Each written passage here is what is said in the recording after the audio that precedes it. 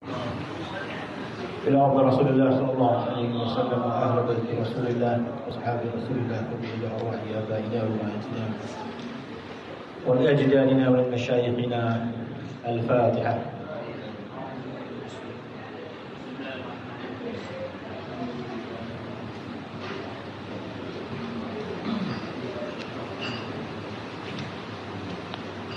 أعوذ بالله من الشيطان الرجيم. بسم الله الرحمن الرحيم. الحمد لله رب العالمين والصلاة والسلام على أشرف الأنبياء والمرسلين سيدنا محمد وعلى آله وصحبه أجمعين. رب اشرح لي صدري ويسر لي أمري واحلل عقدة من لساني yafqahu qawli. Sambungan kitab Risalah Tauhid pasal 42.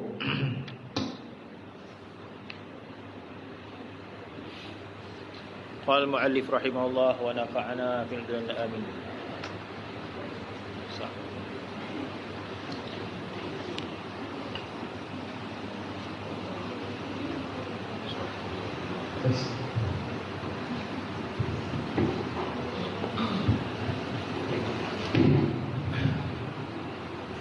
Adapun dalil sifat ma'nawiyah yang tujuh daripada kaunuhu qadiran sehingga kaunuhu mutakalliman itu ialah dalil bagi sifat ma'ani yang tujuh daripada qudrah sehingga kalam itu juga. Jadi sifat ma'nawiyah dan juga sifat ma'ani adalah dua sifat yang seakan-akan sama. Jadi bagi sifat ma'ani qudrah ma'nawiyah dia kaunuhu qadiran. Bagi sifat ma'ani iradah sifat ma'nawiyah dia kaunuhu muridan. Bagi sifat ma'ani sama' ma'nawiyah dia kaunuhu sami'an. Bagi sifat ma'ani basar ma'nawiyah dia kaunuhu basiran sehingga akhir dia. Jadi kita sebut dulu bahawa sebagian ulama mengatakan tak ada beza di antara ma'ani dan ma'nawiyah, dan sebagian tak ada beza. Bagi yang kata ada beza, maka tambah sifat ma'nawiyah itu kaunuhu qadiran, kaunuhu muridan, kaunuhu aliman, kaunuhu sami'an, kaunuhu basiran, kaunuhu mutakalliman. Jadi adapun dalil sifat ma'nawiyah sebagaimana dalil sifat ma'ani. Jadi samalah. Jadi Allah Ta'ala bersifat dengan qudrah ataupun kaunuhu qadiran. Dalil akal dia kita dah bincang, dan juga dalil Al-Quran dan Naqal dia pun dah ada dah. Dalil akal qudrah, maka pada akal dia, kalau Allah Ta'ala tidak berkuasa, maka itu bukanlah sifat Tuhan. Jadi dari akal mengatakan Allah Ta'ala masih berkuasa. Dari akal lagi tanda Allah Ta'ala berkuasa alam ni lah. Apa dari Allah Ta'ala berkuasa? Alam. Alam ni menggambarkan Tuhan tu maha berkuasa. Siapa boleh buat alam ni? Tak ada siapa boleh buat alam ni. Dalam Al-Quran Allah Ta'ala cabar jin dan manusia supaya buat seekor lalat. Cuba buat lalat seekor. Boleh. Kita ambil plastik semua kan, kita cat kan. Plastik tu Allah Ta'ala punya. Buat lalat daripada yang kita punya. Mana ada? Mana? Nak buat lalat tadi. Kalau nak buat lalat tiruan pun guna bahan yang Tuhan punya kan. Itu lalat tiruan kan. Nak buat burung tiruan, kita ambil bahan daripada Allah Ta'ala punya kan. Tak ada namanya. Ini cuba buat satu benda yang kita sendiri punya. Tak ada siapa mampu buat. Jadi alam ini sebagai dalil Allah Ta'ala berkuasa. Begitulah seterusnya kita dah bincang dalam sifat-sifat ma'ani sebelum ni. Maka sifat ma'nawiyah itu juga dalilnya sebagaimana sifat ma'ani.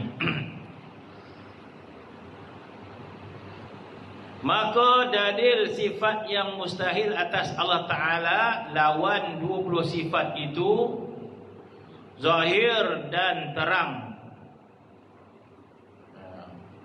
Kita bicara sifat wajib, lawan sifat mustahil. Jadi perbincangan macam tu bukan kita menambahkan berbolit-bolit, tak. Orang yang mengatakan bila kita bincang bab wajib, lepas tu bincang pula bab mustahil.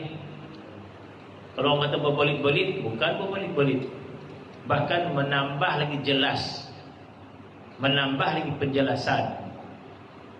Orang yang khabar berbolit-bolit tu sebab dia bonci ilmu tu. Bila dia bonci, khabar berbolit-bolit lah. Orang bonci nak pergi ke bonci, malih berbolit-bolit jalan mana bonci nak pergi. Jadi ulama letakkan sifat wajib, sifat mustahil bukan untuk membolit-bolitkan keadaan, tapi menambah jelas keadaan. Bahkan itu ada dalilnya. Iaitu apabila Allah Subhanahu wa taala berbicara tentang keesaan Allah, Allah Taala bicara juga tentang mustahil, sifat yang mustahil kepada keesaan itu. Ini tak masalah. La ilaha illallah wahdahu la syarikalah. Kan ada isbat, ada nafi, kan? Sifat yang pertama sifat wahdaniyah Allah Ta'ala. Yang kedua mustahil dia la syarikalah. La syarikalah. La syarikalah itu mustahil lah. Allah Ta'ala tidak ada sekutu tu, mustahil lah Allah Ta'ala ada sekutu. Jadi dalam ucapan zikir dalam ayat Quran juga adanya isbat pada sifat, adanya nafi pada lawan sifat tu. Tak ada menjadi bolit-bolit. Kalau kita tanya orang, kau dah kenyang ke? Kita tanya orang kan, kau lapar ke kenyang? Saya lapar, tak ada kenyang dah. Dua kali tak kenyataan tu. Berbolit tak orang tu cakap macam tu? Ataupun menambahkan orang tu faham. Ada seorang, kau kenyang ke lapar? Saya lapar. Seorang lah, kau lapar kenyang? Saya lapar, tak ada kenyang dah. Kenapa dia ulang-ulang pula? Jangan pakai lapar dah lah. Tak kenyang tu lapar lah. Ada? Lawan ataupun tak ada lapar menafikan lapar, kan? Dia menafikan kenyang. Dia lapar menafikan kenyang. Saya lapar, tak ada kenyang lah. Dia lapar dan menafikan sifat kenyang. Lapar dan tak kenyang sama tak?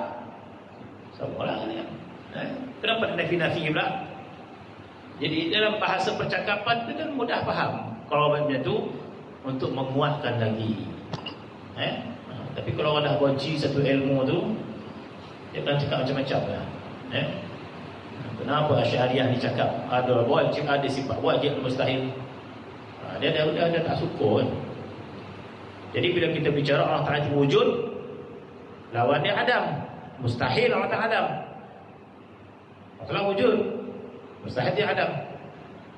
Allah Ta'ala itu qudrah, mustahil dia lemah. Kita cakap macam tu, kan? Kita sebutkan wajib dia sebut lawan dia. Jadi lawan itu mustahil. Allah Ta'ala mendengar, mustahil dia buka. Jadi kita sebut macam tu untuk apa? Untuk orang lebih jelas. Biasalah. Kamu lapar, kenyang? Saya lapar, tak ada kenyang dah. Dia kata, kau ni cakap boleh-boleh tak boleh. Tapi menambah lagi orang faham.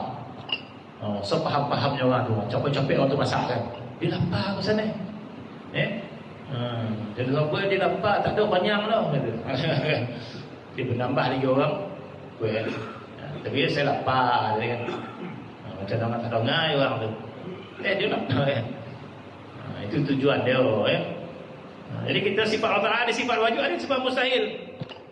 Kita ceritakan sifat yang wajib, kita sebutkan sifat mustahil, menambahkan jelas kita kepada Allah Subhanahu Wa Ta'ala. Maka dalil sifat mustahil. Jadi ada sifat mustahil, dalil itu lawan kepada itu tadi lah. Jadi mustahil Allah Ta'ala itu lemah. Orang minta dalil lah. Apa dalil Tuhan itu mustahil lemah? Dalil kudrah tadi lah. Apa dalil Allah Ta'ala itu mustahil lemah? Ini alam ni. Alam ni dah nampak terang-terang dah. Mesti ada satu kuasa yang sangat berkuasa. Ya. Kita tengok langit tak ada tiang. Tengok alam yang hebat ni, matahari macam mana. Ya. Jadi selepas kita meyakini kewujudan Tuhan itu, dan kita meyakini Tuhan yang wujud itu sangat berkuasa. Selepas kita meyakini kewujudan Tuhan, melalui alam yang kita lihat ni, kita sangat yakin bahawa Tuhan itu sangat berkuasa. Tanda dia alam ni sangat berkuasa. Maka mustahil Allah Ta'ala itu lemah. Apa dalil mustahil Tuhan itu lemah? Ni alam ni. Jadi dalil sifat yang mustahil atas Allah, lawan dulu sifat itu zahir dan terang. Kerana segala lawan yang wajib 20 sifat itu, maka semuanya sifat kekurangan. Jangan-jangan elok, dia kata elok.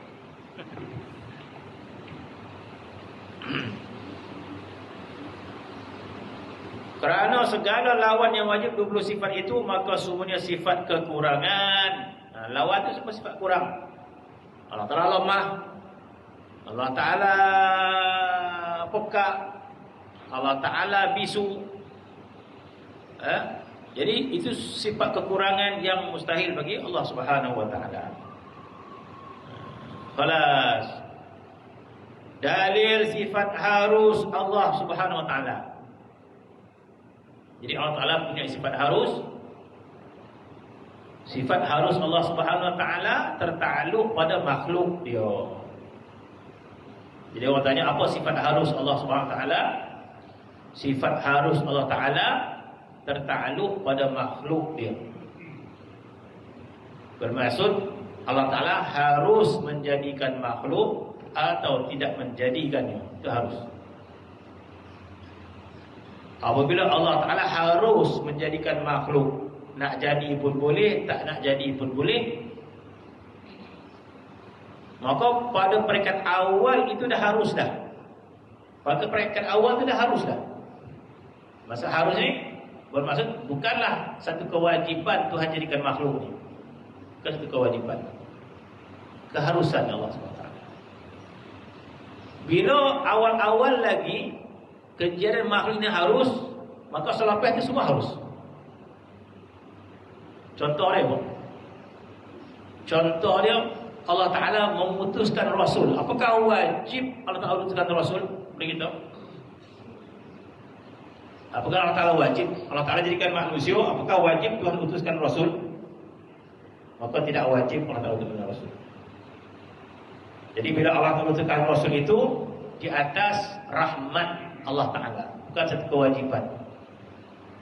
Ataupun dengan mana lain, Allah Ta'ala tidak tertakluk pada hukum wajib pada makhluk dia. Tidak ada satu arahan wajib. Wajib ni, arahan wajib ni tak ada lemah.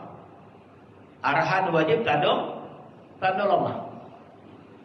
Bila kita ke pejabat, wajib datang pukul 7.30. Wajib datang pukul 8. Jadi ada satu undang-undang wajib kepada kita, maka kita lemah. Jadi tidak ada satu hukum wajib kepada Allah terhadap makhluk dia. Tak ada. Dah hilang lah. Tidak ada satu hukum wajib kepada Allah terhadap makhluk dia. Sebab itu kita kata tidak ada hukum wajib kepada Allah untuk memasukkan ahli taat pada syurga. Kita pula anggap sebaliknya wajib. Allah Ta'ala, aku dah solat, aku dah ibadat, kau nak masukkan dalam syurga ya Allah.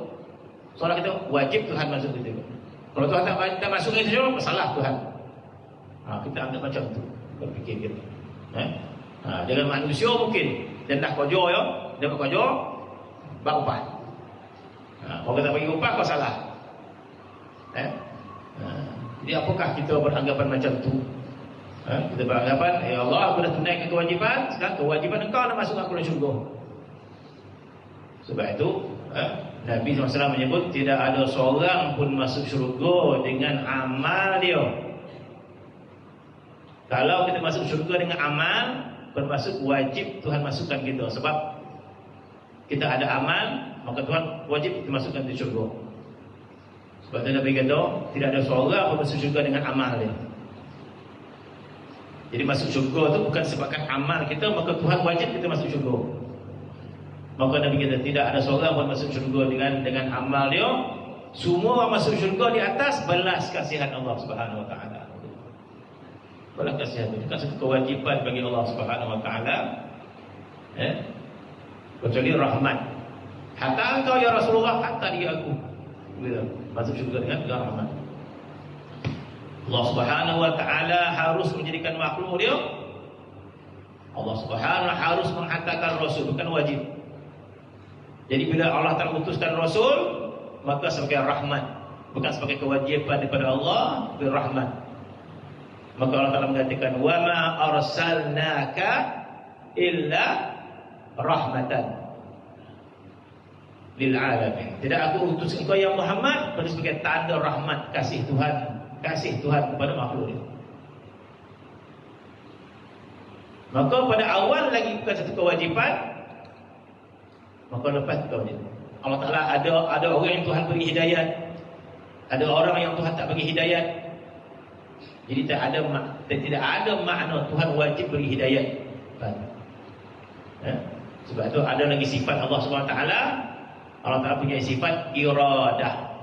Allah Ta'ala berkehendak. Jadi sifat harus Allah Subhanahu Wa Taala adalah tertakluk pada makhluk dia. Boleh Tuhan nak jadikan makhluk, boleh Tuhan tidak jadikan. Dan bila Tuhan dah jadikan makhluk, harus Allah Ta'ala matikan dia, harus Allah Ta'ala panjangkan usia dia, harus Allah Ta'ala berikan rezeki. Jadi Allah Ta'ala bebas melakukan apa sahaja. Jadi sifat harus itu mana sifat harus Allah Ta'ala terhadap makhluk dia. Dalil sifat harus Allah Ta'ala menjadikan mungkin ni makhluk.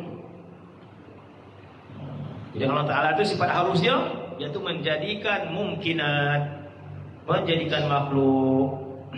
Apa dalilnya? Maka dalil sifat harus Allah Ta'ala menjadikan mungkin atau mentiadakan, nak membinasakan, iaitu dalilnya jikalaulah wajib. Macam sifat-sifat yang sebelum ni kan, Allah Ta'ala itu berkuasa. Apa dalil dia? Dalil dia, kalaulah Tuhan itu tidak berkuasa, maka itu bukan Tuhan namanya. Kalaulah Tuhan itu tidak berkuasa, maka itu sifat yang kurang, kan? Tapi itu dari sini Allah Ta'ala itu harus menjadikan makhluk dia. Apa dalil akal dia? Dalil akal dia, jikalau Tuhan itu wajib menjadikan makhluk, ada sifat wajib. Maka jikalau wajib atas Allah memperbuat sesuatu yang mungkin pada akal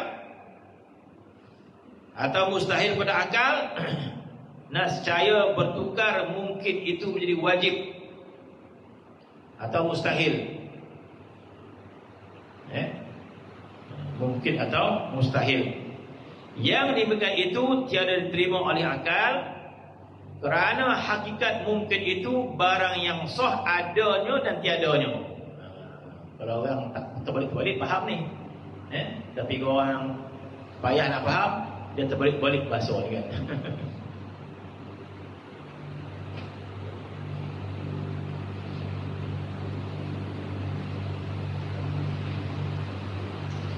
Kerana hakikat mungkin itu barang yang sah adanya dan tiadanya. Saya baca tengah tu saya faham lah, tapi nak norang dengan tu, tapi mikir tu nak norang kan. Kalau tuan-tuan faham semua, alhamdulillah lah. Kerana hakikat mungkin itu mana makhluk ini selain daripada Allah Subhanahu wa taala, sifat dia mungkin ada tu sah, boleh. Wujud pun boleh, tak wujud pun boleh. Makhluk ni wujud pun boleh, tak wujud pun boleh. Adapun Allah mustahil tidak wujud. Sebab Allah Ta'ala ni sifat dia wajibul wujud, wajib wujud. Makhluk ini berkuasa tak berkuasa, kuat tak kuat. Ada manusia kuat, ada manusia lemah. Jadi kita seorang manusia yang bersifat dengan sifat kuat harus kita kata boleh jadi tak masalah. Ada orang tu kuat lah, boleh dia angkat kayu kuasa pemalu. Biasa mungkin. Itu bulan lapar, bulan ni dah terayuk dah, angkat kursi dah terayuk dah. Kita kata tak masalah, mungkin. Tengok bulan depan pula, dia dah sihat dia dah.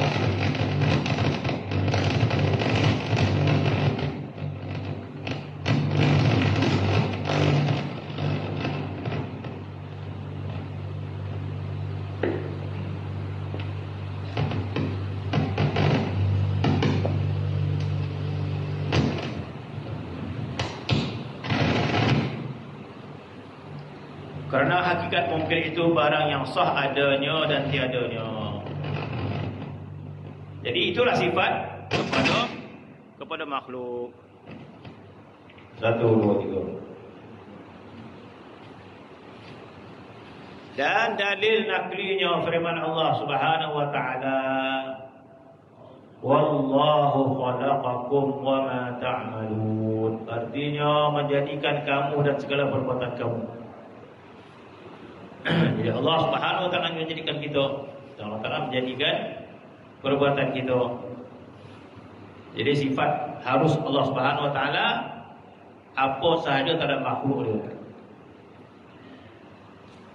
Bahagian sifat 20 adalah sifat 20 yang wajib bagi Tuhan itu terbahagi kepada 4 bahagian. Pengulangan 10 kan ni. Yang pertama sifat nafsiyah, maka dinamakan juga sifat tubutiyah, yang ditetapkan sahaja, tidak termasuk dalam golongan ada dan golongan tiada. Yang kedua sifat salbiyah, dinamakan juga sifat adamiyah, yang terbangsa kepada tiada. Yang ketiga sifat ma'ani, dinamakan juga sifat wujudiyah. Yang keempat sifat ma'nawiyah, dinamakan juga sifat haliyah. Ini nampak? Kita bezakan sifat ma'ani dan ma'nawiyah. Sifat ma'ani disebut sifat wujudiyah.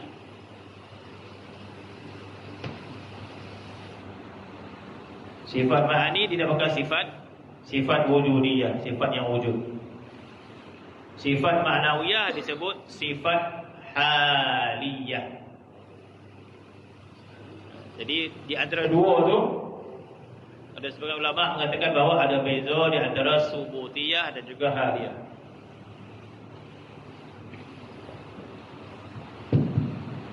Ada beza di antara sifat wujudiyah dan haliyah. Sebagai contoh, sifat qudrah. Qudrah adalah sifat ma'ani. Kaunuhu qadiran adalah sifat ma'nawiyah. Apa beza di antara qudrah dan kaunuhu qadiran? Apa beza Allah Ta'ala bersifat dengan qudrah? Satu lagi, Allah Ta'ala bersifat dengan kaunuhu qadiran, keadaannya berkuasa. Allah Ta'ala itu berkuasa, satu lagi, keadaan Tuhan itu berkuasa. Nampak tak beza dia? Yang pertama, Allah Ta'ala ada sifat nama dia berkuasa. Satu lagi, Allah Ta'ala itu keadaannya berkuasa. Tak nampak kan? Maka bila Allah Ta'ala itu bersifat dengan qudrah, maka di sini kata itulah sifat wujudiyah. Allah Ta'ala itu berkuasa, sifat wujud, sifat yang wujud. Bila keadaan yang berkuasa, itu hal haliyah, hal keadaan Tuhan berkuasa. Hal keadaan. Jadi sebagai ulama kata ada beza. Bila ada beza, maka berbezalah sifat ma'ani dan sifat ma'nawiyah. Bagi ulama yang kata tak ada beza, maka sifat ma'nawiyah dia tak payah sebut. Sebab itu juga makna dia. Ya. Maka di sini membezakan sifat ma'ani itu disebut sifat wujudiyah, iaitu sifat yang wujud. Ma'nawiyah itu sifat haliyah, iaitu hal keadaan. Ya, macam tu ya. Maka sifat nafsiyah, penerangan dan juga penjelasan. Kita dah sebutlah sebelum ni, tapi nak lebih jelas lagi lah. Maka sifat nafsiyah itu adalah sifat wujud. Sifat yang pertama wujud. Allah Ta'ala itu wujud. Allah Ta'ala itu wujud. Allah Ta'ala itu mawujud. Allah Ta'ala itu ada. Maka dinamakan sifat nafsiyah. Adalah makna sifat nafsiyah. Apa maksud nafsiyah? Iaitu wujud itu sifat nafsiyah, iaitu sifat yang dibangsakan kepada zat. Dia orang macam tu saja. Ya? Sifat yang dibangsakan kepada zat, iaitu sifat wujud Allah Ta'ala. Jadi sifat wujud Allah Ta'ala itu disebut sifat nafsiyah. Sifat nafsiyah. Nafsiyah ni apa? Nafsiyah ni sifat sifat apa nama dia? Nafsiyah ni sifat diri, sifat diri Allah Ta'ala itu. Nafsiyah ni sifat dirinya Allah Ta'ala itu. Makna sifat kepada zat itu sendiri. Ataupun sifat yang paling asas lah. Sebab itu dikatakan sifat ma'ani itu berdiri kepada sifat nafsiyah itu. Sifat ma'ani itu, adapun sifat salbiyah itu, semua sifat Allah Ta'ala berdiri pada sifat nafsiyah. Bermaksud kalau tidak ada sifat wujud, yang lain pun tak wujud.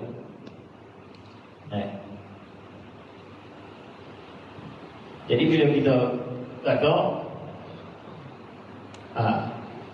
dekat tangan saya ni apa ni? Tak nampak lah. Tak nampak, tapi tak semua macam botol. Botol air ya. Botol air. Cuba ceritakan sifatnya.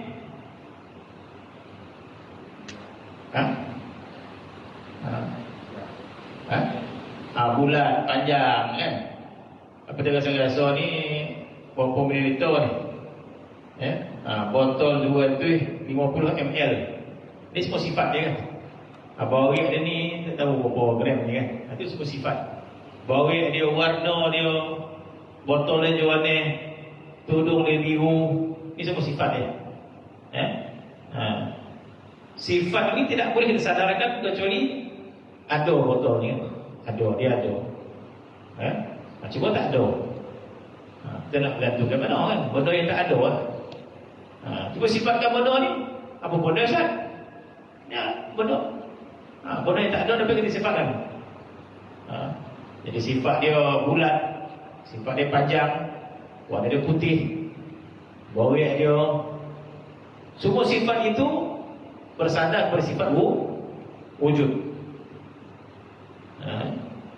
Maka sifat wujud itu dapatkan sifat kepada diri zat itu, seperti sifat nafsiyah. Sebab sifat-sifat lain semua nak berdiri kat dia. Mesti ada sifat yang pertama tu, wujud ada kan. Ada orang baru datang pondok lah. Jadi siapa yang baru terasa lah kan. Ada orang baru datang pondok. Macam mana dia tu? Mereka gomok ke dia, pendek ke dia, hitam ke dia, putih ke dia. Datang sifat yang lain, sifat. Yang penting orang wujud. Datanglah, tambah seorang lagi. Ada wujud tambah di seorang lagi. Kewujudan diri seseorang. Baru kita sandarkan sifat dia. Macam mana orang baik orang cermat tertib dia. Yang bergelepeh? Bergelepeh ada lain. Macam rapi mulut dia. Contoh. Ada sifat dia kan. Ni. Abang kan datang sifat. Bermula daripada kewujudan kan. Ulama orang macam tu. Jadi sifat wujud itu sifat nafsi ya. Sifat yang tertakluk pada zat. Sifat nafsiyah, sifat yang dibangsakan kepada zat itu, yaitu sifat wujud Allah Ta'ala. Tiada menunjukkan kepada makna yang lain selain lebih daripada berdirinya pada zat. Maka wujud itulah yang dikatakan nafsiyah bagi zat, yakni sifat yang tetap bagi zat selagi ada zat, dengan tiada sesuatu kerana maka sebab wujud itu dinamakan sifat nafsiyah, kerana sebenar-benar wujud itu menunjukkan kepada diri zat sahaja. Jadi wujud itu hanya menunjuk kepada diri zat. Wujud itu menunjukkan kepada zat, kewujudan diri kan? Jadi bila guru dengar kedatangan murid-murid, macam mana cikgu dia mula-mula dia akan memastikan kewujudan murid tu kan. Ibrahim ada, kata dia. Ahmad ada, Ali tak ada, kata dia. Tak ada je nyawa lah. Orang kawan yang nyawa. Jadi bila ada orang itu terus merujuk kepada diri orang tu kan. Dia tak bicara sifat, dia tak bicara sifat. Dia bicara kepada kewujudan diri kan.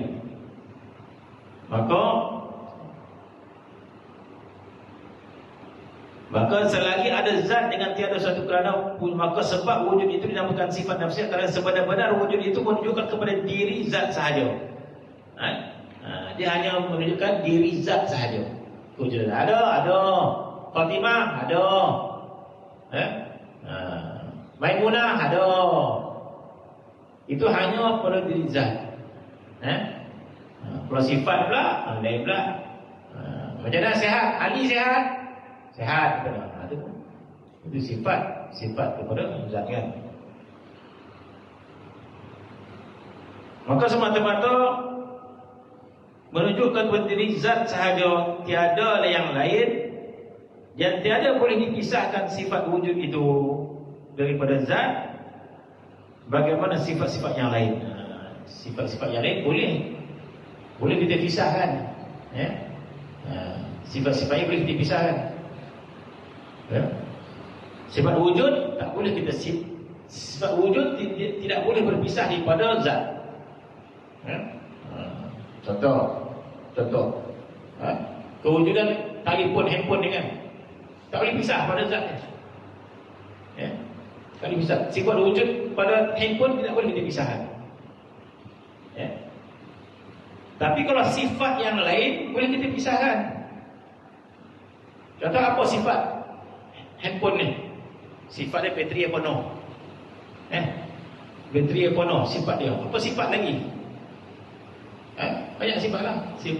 Handphone ni borek dan sebagainya. Handphone ni sifat dia bateri dia penuh. Satu masa sifat dia bateri dah lemah, dah tong dah bateri ni. Hari tu je bateri tu sifat dia boleh berubah. Tetapi sifat wujud tak boleh terpisah pada ni. Sewujud tak terpisah pada zat. Sifat boleh terpisah. Dulu sifat dia mahal. Bau body ya. Sekarang ni apa sifat dia? Dah murah dah. Sifat dia bertukar. Tapi kewujudan tak boleh.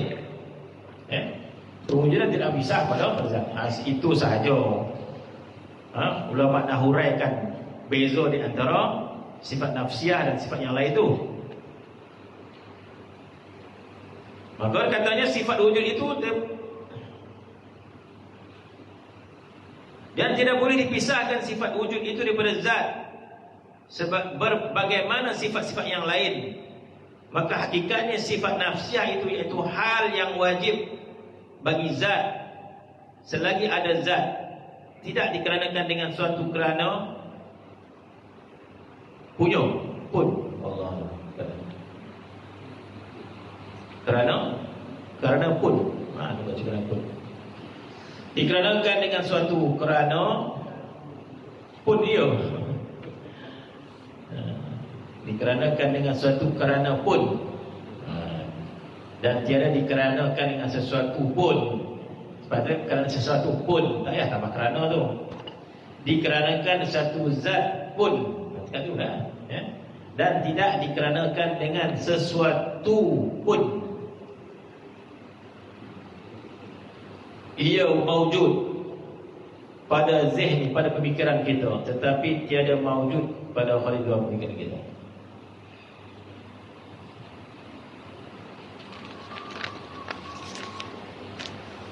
Jadi bermaksud bila benda yang ada depan kita ni, mana mungkin kita mengatakan sifat dia tak wujud dah.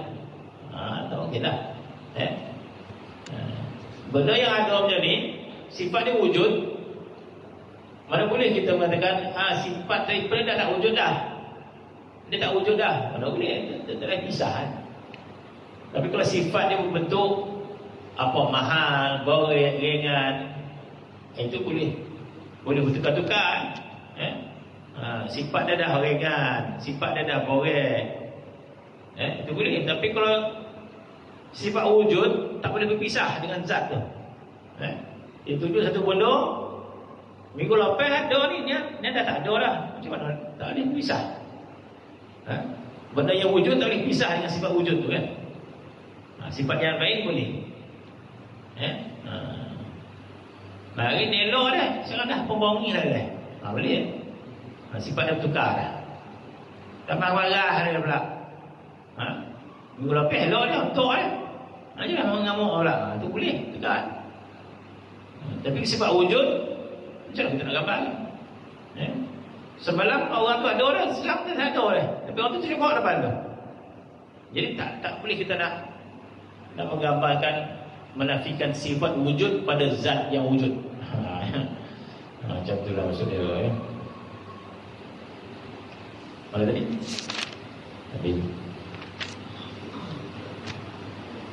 Kemudian sifat salbiyah, itu sifat nafsiyah. Kemudian sifat salbiyah adalah makna sifat salbiyah. Sifat salbiyah ni apa? Qidam, baqa, muqalafatun al hawadith, qiyamu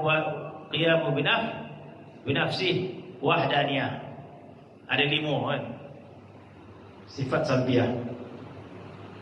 Berbeda qidam, baqa, mukhalafat al hawadith, qiyamu binafsih, wahdaniyah. Ini namakan sifat salbiyah.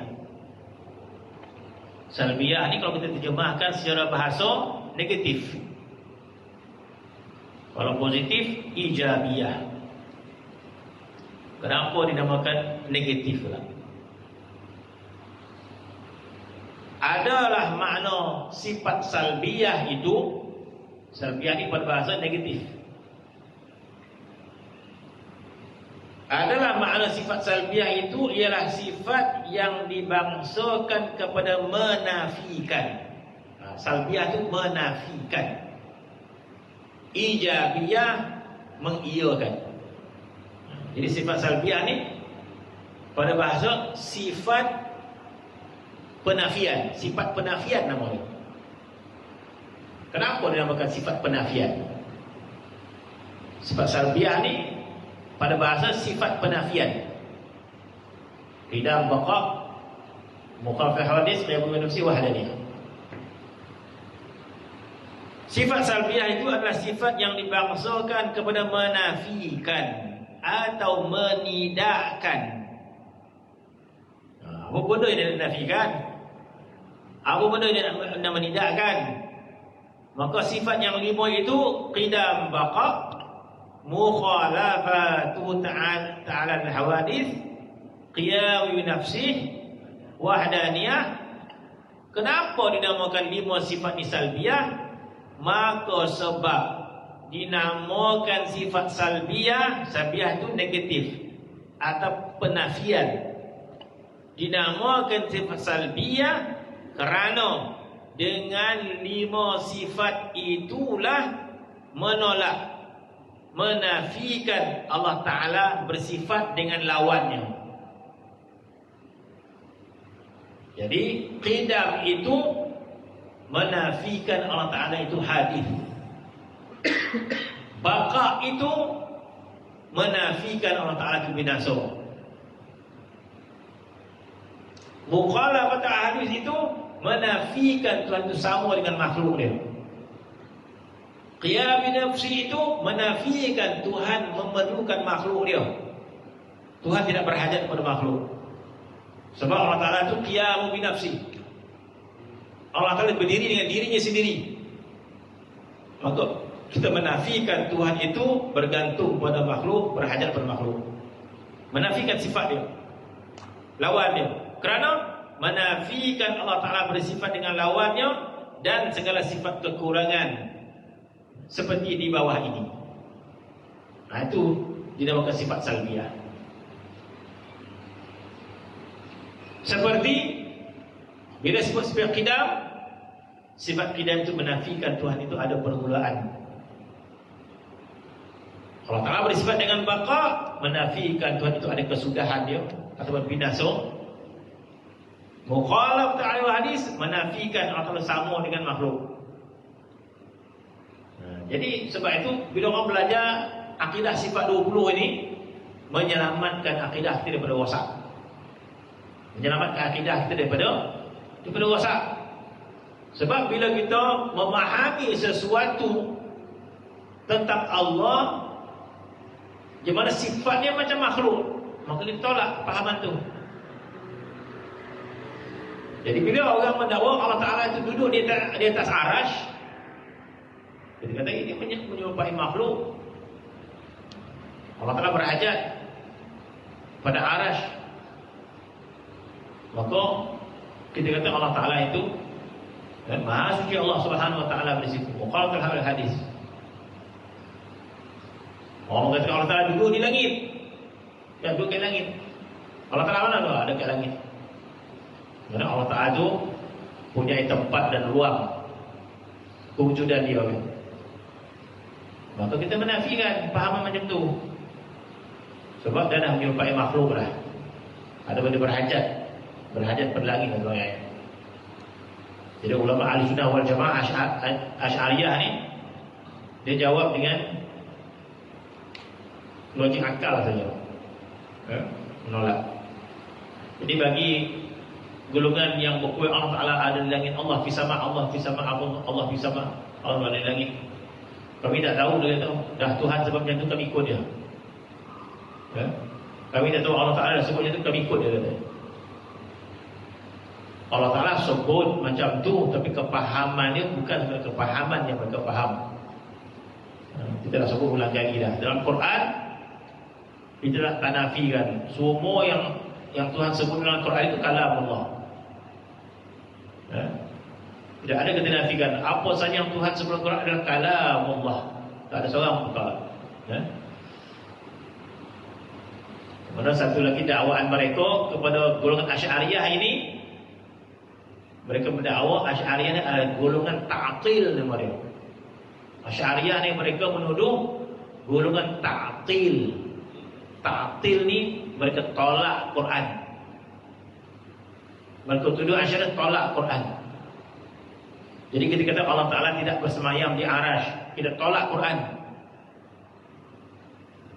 Kita kata Allah Ta'ala tidak berada di langit, Mereka berkata kita menolak Quran. Kita bukan menolak ayat Quran. Kita menolak kepahaman mereka tentang Quran. Jadi benda yang sangat berbeza. Kita tak pernah tolak pun ayat Ar-Rahman 'ala 'arsy istawa. Kita tak pernah tolak pun ayat itu. Setiap minggu kita baca surah Sajadah. Kita tak tolak itu adalah ayat Al-Quran. Apa surah Sajadah itu? Alladzi khalaqas samawati wal ardh wa ma baina fi sittati ayyamin thumma istawa 'alal 'arsy. Kita tak pernah tolak pun. Itu adalah ayat Al-Quran. Yang kita tolak pahaman mereka tentang ayat itu. Kita tolak. Kita tolak kepahaman mereka tentang Quran itu. Itu bukan tolak ayat Quran. Kita tolak kepahaman Quran. Dan ulama ada sebut dah, tidak semua ayat Quran itu boleh kita faham ikut zahir makna dia. Kalau kita ikut faham zahir makna Quran, maka jadi kacau bilau lah kepahaman kita tentang Quran. Jadi ulama sebut, kalaulah orang berpegang kepada zahir Quran saja, macam mana kita nak sebut Allah Ta'ala tu? Jadi mereka mengatakan Tuhan ada tangan. Yadullah fawqa aydihim. Yadullah fawqa aydihim. Tangan Allah mengatasi tangan-tangan manusia. Yadullah fawqa aydihim. Innal ladzina yubayyi'unaka innama yubayyi'una Allah yadullah fawqa aydihim. Jadi ayat itu ayat ketika mana Nabi berbai'ah dengan para sahabat, ketika mana Nabi berbai'ah, bai'atul ridwan namanya. Bai'atul ridwan adalah bai'ah Nabi dengan para sahabat untuk berperang dengan musyrikin Makkah.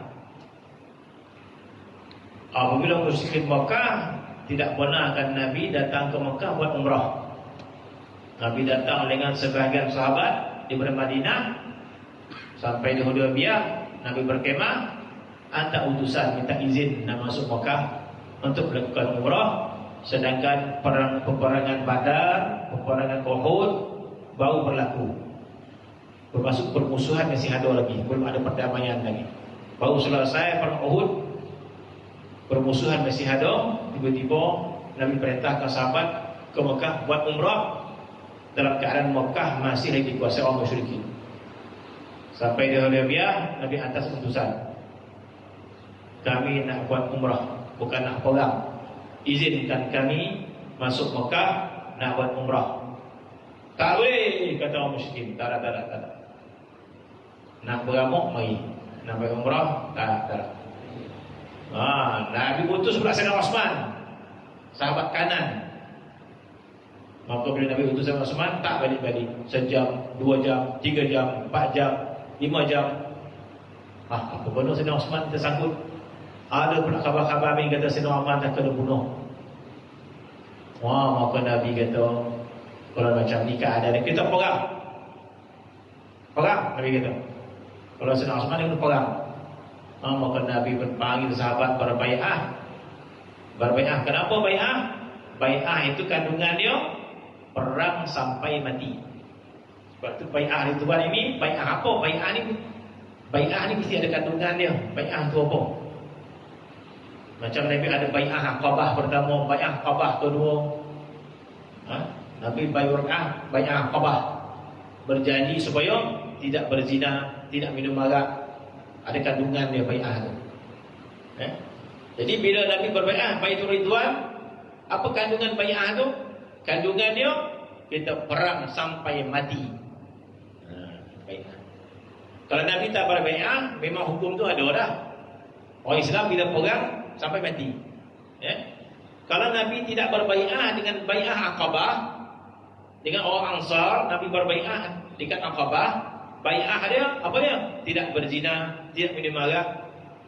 Kalau tak berbai'ah pun memang hukum tu wajib dah. Ya?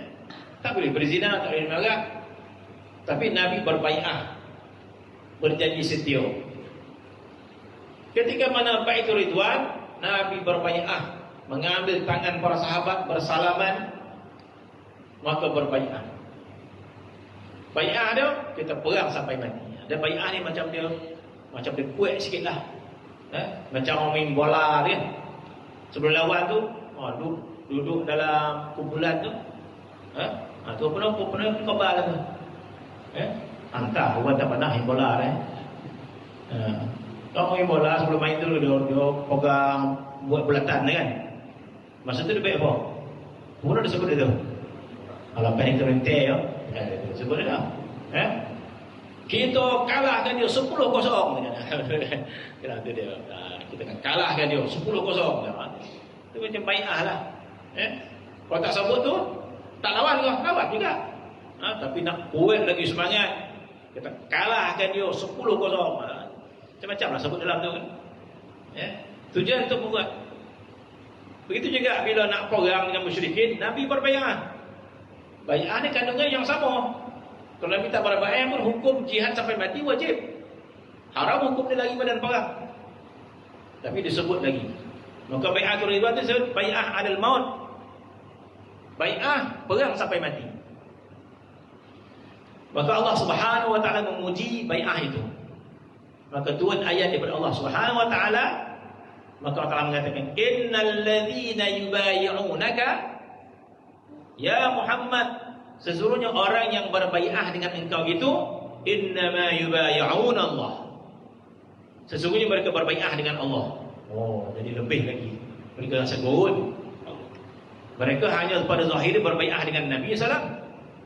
Bila dah sudah berbai'ah, Allah Ta'ala kata innal ladzina yubayyi'unaka innama yubayyi'una Allah.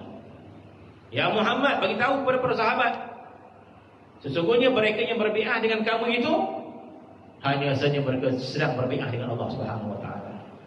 Kemudian yadullah fawqa aydihim. Yadullah fawqa aydihim. Allah Ta'ala kata yadullah fawqa aydihim. Maksud zahir dia, tangan Allah mengatasi tangan-tangan mereka. Maksud ayat itu pada zahir dia, Nabi berbai'ah dengan para sahabat. Kemudian Tuhan kata para sahabat yang berbai'ah dengan Nabi, pada hakikatnya mereka sedang berbai'ah dengan Allah. Innal ladzina yubayyi'unaka innama yubayyi'una Allah. Hanya saja orang berbai'ah dengan Allah. Bermaksud seolah-olah mereka juga bersalaman dengan tangan Allah. Itu zahirnya. Allah Ta'ala mengatakan para sahabat yang berbai'ah dengan Nabi itu hakikatnya mereka sedang berbai'ah dengan tangan Allah. Maka bila orang berbai'ah dengan tangan Allah, lebih berhak untuk dilaksanakan bai'ah itu. Sebab itu yadullah fawqa aydihim. Maka tangan Allah mengatasi tangan-tangan mereka. Jadi kalau ada berbai'ah dengan Allah, lebih layak lagi kita laksanakan perintah itu. Cuma Allah Ta'ala gunakan bahasa kiasan, bahasa majaz. Allah Ta'ala menggunakan bahasa tangan Allah mengatasi tangan-tangan mereka. Jadi kita ahli sunnah wal jamaah, kita tak mengatakan Tuhan itu punya tangan. Sebab itu dah bersalahan dengan mukhalafatu ta'ala hawadis. Puak ni kata dah Tuhan kata macam itulah Tuhan ada tangan. Jadi dia nak ikut juga. Maka ulama kata kalau begitulah pahaman mereka, cubalah tengok keseluruhan Al-Quran itu.